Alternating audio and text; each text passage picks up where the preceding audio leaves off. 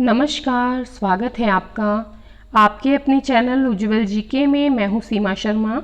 आज हम 50 महत्वपूर्ण प्रश्न देखने वाले हैं किशोरावस्था के। इससे पहले हम बाल्यावस्था और जो शैशव अवस्था है वो देख चुके हैं। साथ ही मनोविज्ञान के बारे में अध्ययन कर चुके हैं, विकास और अभिवृद्धि के बारे में पढ़ चुके हैं, साथ ही एनसीएफ के बारे में बात कर चुके हैं। लगभग 42 वीडियो जो है हम देख चुके हैं मनोविज्ञान की, रीट मनोविज्ञान की। अगर आपने वो वीडियो नहीं देखी हैं तो आप उज्ज्वल जी के चैनल पर जाके वो वीडियो देख सकते हैं। अगर आप विस्तार पूर्वक किशोरावस्था, बाल्यावस्था, शैशवावस्था, वंशानुक्रम, ठीक है, वातावरण के बारे में पढ़ना चाहते हैं तो उज्ज्वल जीके की प्लेलिस्ट में जाकर आप रीट मनोविज्ञान पर चले जाएं और वहां पर ये सारी वीडियो देख सकते हैं। चलिए बिना समय गंवाए 50 महत्वपूर्ण प्रश्नोत्तर देखते हैं। इसके अंतर्गत जो है हम किशोरावस्था में किस प्रकार की एजुकेशन दी जानी चाहिए, किशोरावस्था के जो विशेषताएं हैं वो कौन कौन सी हैं, ठीक है, वो सारी जो है चर्चा करेंगे। साथ ही जो किशोरावस्था के जो विकास के सिद्धांत हैं वो भी इसके अंतर्गत हम देखने वाले हैं। पहला प्रश्न है हमारा, बसंत ऋतु कहा जाता है। तो बसंत ऋतु जो है वो किशोरावस्था को कहा जाता है।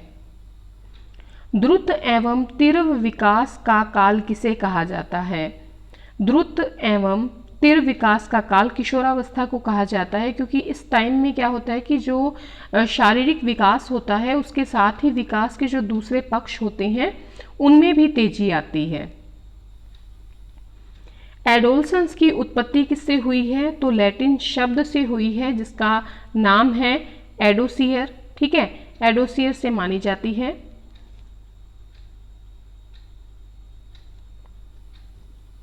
एडोसियर का मीनिंग क्या होता है, उसका अर्थ क्या होता है? परिपक्वता की ओर बढ़ना, ठीक है, टू ग्रो टू मैच्योरिटी।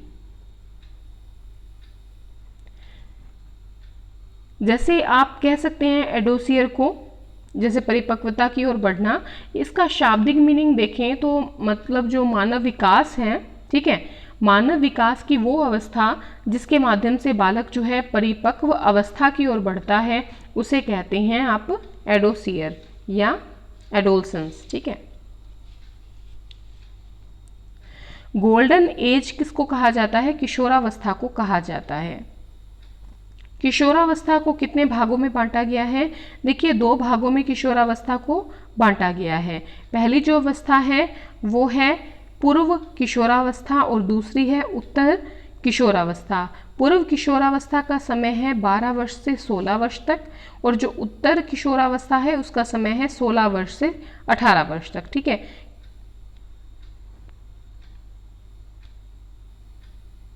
अटपटी अथवा समस्याओं की आयु किसे कहा जाता है? किशोरा अवस्था को कहा जाता है।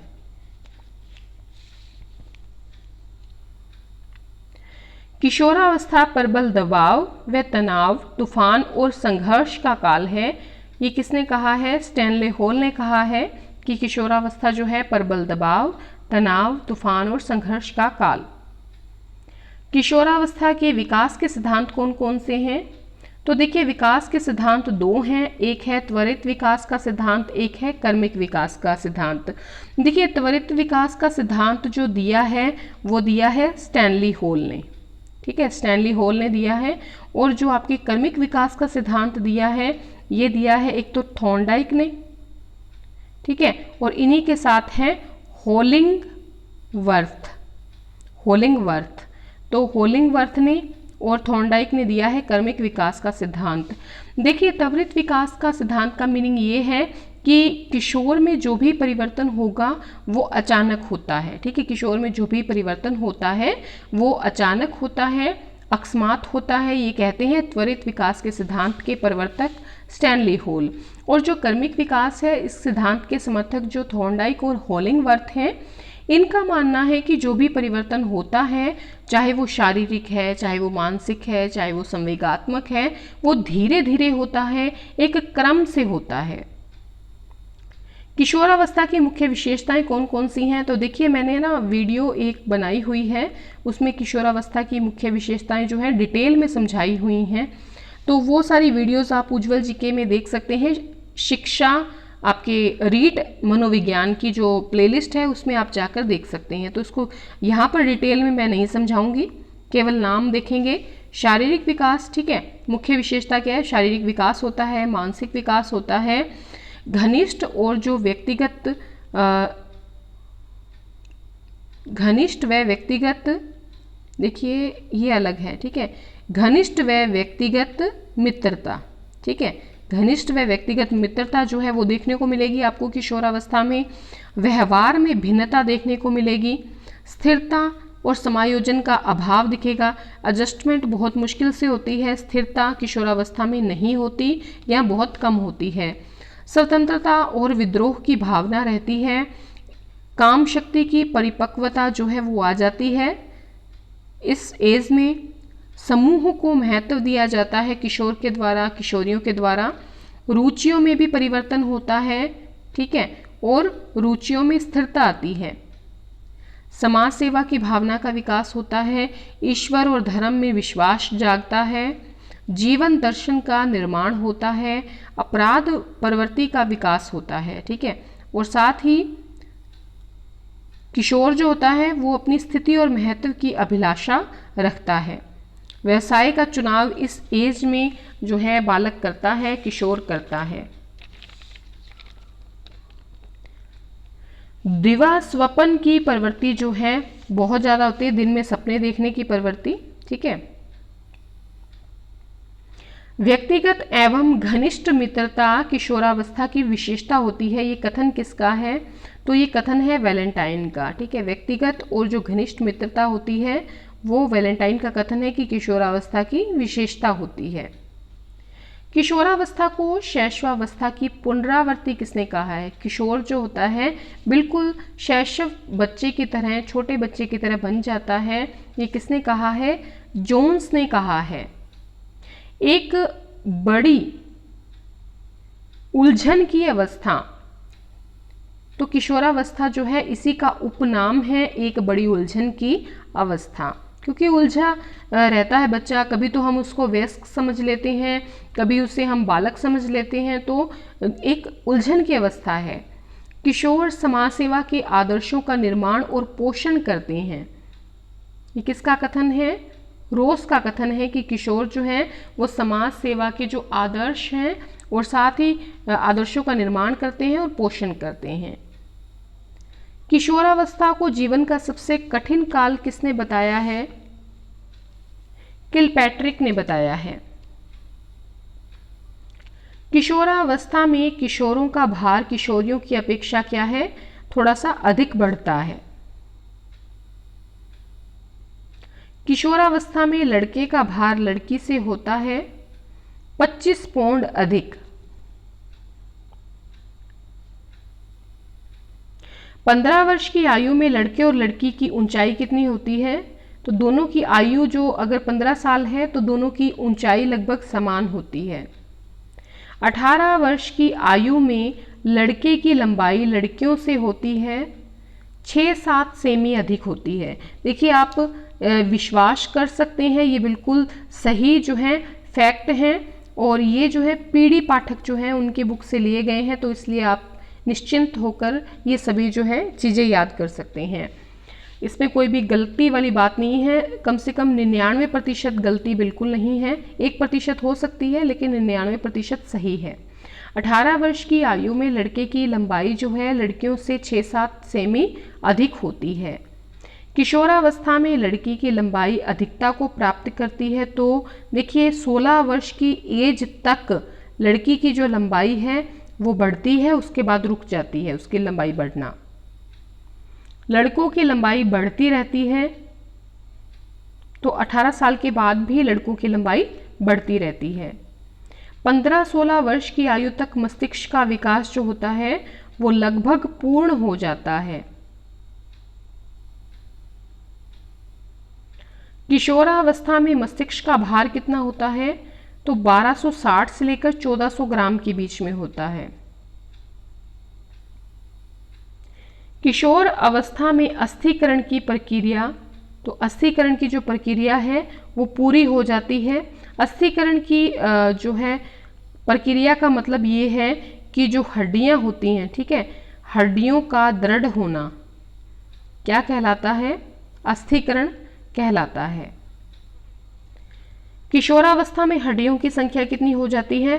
206 हो जाती है। प्रज्ञा दंत या जिसे विजडम टीथ कहते हैं, वो कब आरंभ होते हैं? तो किशोरावस्था के अंत में या प्रौढ़ावस्था के आरंभ में प्रज्ञा दंत जो हैं वो आने लगते हैं। किशोरावस्था के अंत प्रौढ़ अवस्था में प्रवेश के समय 1 मिनट में धड़कन होती है। तो किशोरावस्था के अंत में या प्रौढ़ावस्था में प्रवेश के समय 1 मिनट में धड़कन जो होती है 72 बार होती है, ठीक है। किशोरावस्था की विशेषताओं को सर्वोत्तम रूप से व्यक्त करने वाला एक शब्द कौन सा है? परिवर्तन। एडोलसेंस पुस्तक के लेखक कौन है?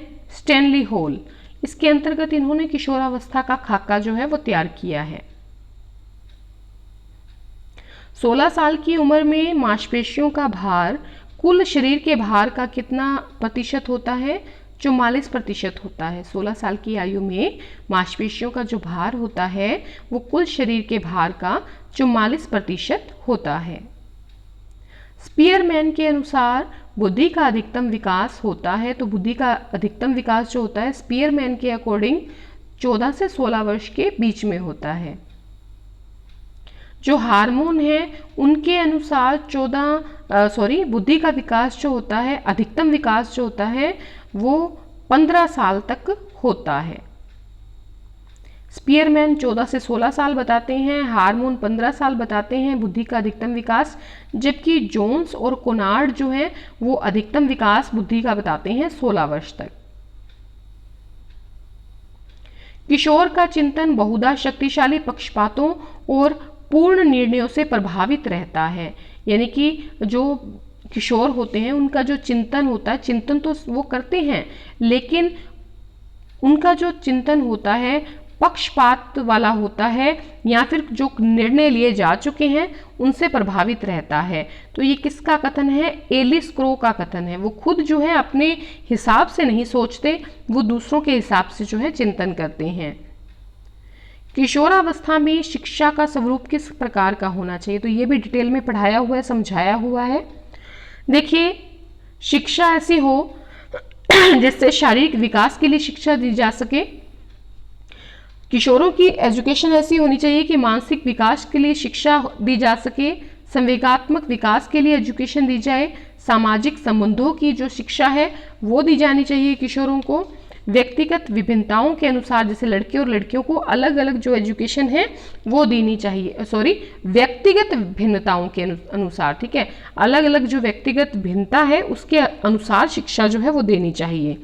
पूर्व व्यावसायिक शिक्षा मतलब व्यवसाय शुरू करने से पहले पूर्व व्यावसायिक शिक्षा दी जानी चाहिए। जीवन दर्शन किस प्रकार का होना चाहिए एक किशोर का, ठीक है, जब वो युवा बनेगा तो उस प्रकार की जो है उसको जीवन दर्शन की एजुकेशन देनी चाहिए। धार्मिक और नैतिक शिक्षा देनी चाहिए ताकि वो जो अपराध प्रवृत्ति है उसकी तरफ न बढ़े।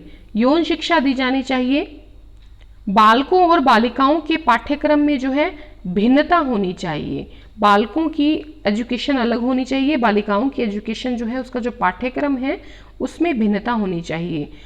शिक्षण विधियां जो है उपयुक्त प्रयोग में ली जानी चाहिए। किशोर के प्रति जो है व्यवहार जो किया जाएगा वो वयस्क का सा व्यवहार किया जाना चाहिए। आप जितना ज़्यादा एक किशोर के साथ वयस्क के रूप में व्यवहार करेंगे उतना ही वो आपको दिखाएगा कि मैं क्या हूँ, वयस्क हूँ, ठीक है, उस अकॉर्डिंग वो काम करेगा। किशोर के महत्व को मान्यता दी जानी चाहिए। अपराध प्रवृत्ति पर अंकुश लगाया जाना चाहिए। देखिए, अपराध प्रवृत्ति जो होती है किसी भी किशोर में, उसका एक महत्वपूर्ण कारण ये होता है निराशा। अगर आप उसकी निराशा को दूर कर देंगे, ठीक है, उसे आशा में बदल देंगे तो जो अपराध प्रवृत्ति है उस पर अंकुश लग जाएगा, वो एकदम खत्म की जा सकती है, ठीक है। किशोरों को सही निर्देशन दिया जाना चाहिए, ऐसी एजुकेशन होनी चाहिए। चलिए आगे बढ़ते हैं। किशोरावस्था अपराध प्रवृत्ति के विकास का नाजुक समय है, ठीक है। अपराध प्रवृत्ति के विकास का नाजुक समय है, ये कथन किसका है? वैलेंटाइन का कथन है। शिशु की तरह किशोरों को अपने वातावरण के साथ वापस समायोजन करना पड़ता है। किसने कहा है? एक जो छोटा बच्चा होता है उसको जिस प्रकार आप एडजस्टमेंट करनी पड़ती है अपने जो इन्वायरमेंट के साथ, उसी प्रकार की हालत किशोरों की हो जाती है और उनको वापस से क्या करना पड़ता है? समायोजन करना पड़ता है वातावरण के साथ। ये कहा किसने है? रोस ने कहा है। किशोर प्रौढ़ों को अपने रास्ते की बाधा समझते हैं, ठीक है, जो उन्हें स्वतंत्रता का लक्ष्य प्राप्त करने से रोकते हैं। किसने कहा है? तो कोलेस्निक ने कहा है। देखिए, जब आप किसी कोटेशन को, ठीक है, या फिर आप किसी कथन को, किसी परिभाषा को एक लाइन की तरह याद करते हैं, लाइन की तरह बना लेते हैं, तो वो आपको मिनटों में क्या हो जाती है? याद हो जाती है, ठीक है। तो आप बिल्कुल रट्टा न लगाएं, आप क्या करें, उसके शब्द जो होते हैं, महत्वपूर्ण शब्द, महत्वपूर्ण बिंदु, वो छांट लिया करें और उस आधार पर जो है वो कोटेशन या वो जो कथन होता है उसको याद करने की कोशिश किया करें। किशोर प्रौढ़ों को अपने रास्ते की बाधा समझते हैं और उन्हें स्वतंत्रता का लक्ष्य प्राप्त करने, जो उन्हें क्या करते हैं? स्वतंत्रता का लक्ष्य प्राप्त करने से रोकते हैं, उन्हें स्वतंत्र नहीं होने देते, आज़ादी नहीं देने देते। तो ये कथन किसका है? कोलेस्निक का है। प्रज्ञादंत या विजडम टीथ जो होते हैं, जो बुद्धि वाले दांत होते हैं, उनकी संख्या कितनी होती है? तो 4 होती है, ठीक है। कहते हैं भी अगर ये आ जाएंगे तो क्या हो जाएगी? बुद्धि आ जाएगी। किशोरों में संवेग के नियंत्रण का सबसे अच्छा उपाय क्या है? किशोरों में अगर आपने संवेग को नियंत्रण करवाना है तो उसका उपाय है कि उसका शोधन किया जाए, ठीक है। किसका शोधन किया जाए? किशोरों में संवेग के नियंत्रण का सबसे अच्छा उपाय है कि किशोरों में संवेगों का शोधन किया जाए। एक बालक सामाजिक रूप से पूर्णतः विकसित माना जाएगा। कब विकसित माना जाएगा? जब वो अलग अलग प्रकार के व्यक्तियों, जिनका अलग अलग प्रकार का नेचर है, उन व्यक्तियों के साथ सही व्यवहार करते हैं, व्यवहार करना जानते हैं। इसका मतलब वो सामाजिक रूप से पूर्णतः विकसित हैं। एक दिग्भ्रमित किशोर का पथ प्रदर्शन किस प्रकार किया जा सकता है? अगर भ्रमित हो गया है किशोर या किसी अपराध प्रवृत्ति में चला गया है, ठीक है, तो उसको आप किस प्रकार से जो है सही रास्ते पर ला सकते हैं? अपना जो उसके साथ क्या कर सकते हैं? अच्छा व्यवहार जो है वो कर सकते हैं, या बच्चे का जो अच्छी चीज़ें हैं, अच्छा जो व्यवहार है, उसकी प्रशंसा करके आप उस किशोर को सही रास्ते पर ला सकते हैं। व्यय संधि काल किसे कहते हैं? व्यय संधि काल कहा जाता है जब पूर्व किशोर अवस्था होती है।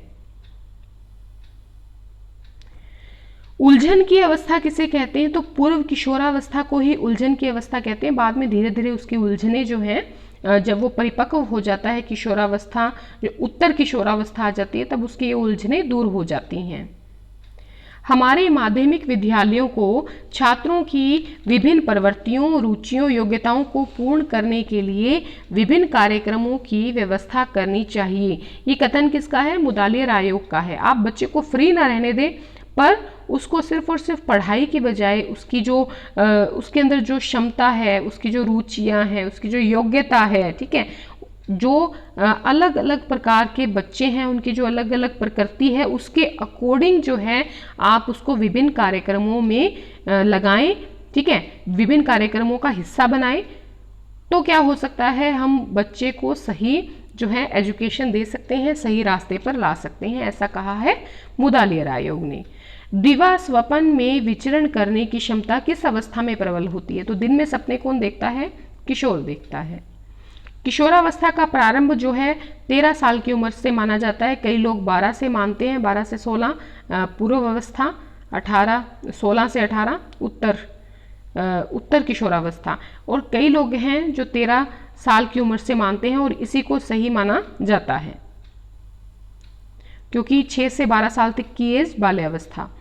किशोर व किशोरियां एक दूसरे के प्रति आकर्षित कब होते हैं? तो देखिए किशोरावस्था का जो मध्य चरण आता है लगभग 16 साल की एज में जो है एक दूसरे के प्रति आकर्षित होते हैं। उत्तर किशोरावस्था का संबंध किससे है? उत्तर किशोरावस्था का संबंध जो है 17-18 साल से है। 17-18 साल का जो आयु वर्ग होता है वो उत्तर किशोरावस्था का संबंध होता है उसका। जिस प्रकार, ये बड़ी अच्छी कोटेशन है, देखिए जिस प्रकार एक ऋतु का आगमन दूसरी ऋतु के अंत में होता है, पर जिस प्रकार पहली ऋतु में दूसरी ऋतु के आगमन के चिन्ह दिखाई देने लगते हैं, उसी प्रकार बाल्यावस्था और किशोरावस्था एक दूसरे से संबंधित रहती है।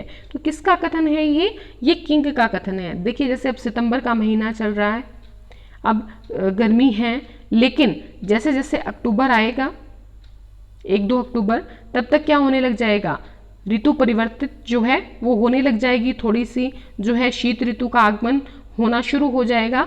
तब क्या होगा, तब एक ऋतु जा तो रही है लेकिन उसके अंतर्गत जो है पहली ऋतु के जो है चिन्ह दिखाई देंगे। तो इसी प्रकार से बाल्यावस्था और किशोरावस्था जो है एक दूसरे से संबंधित है।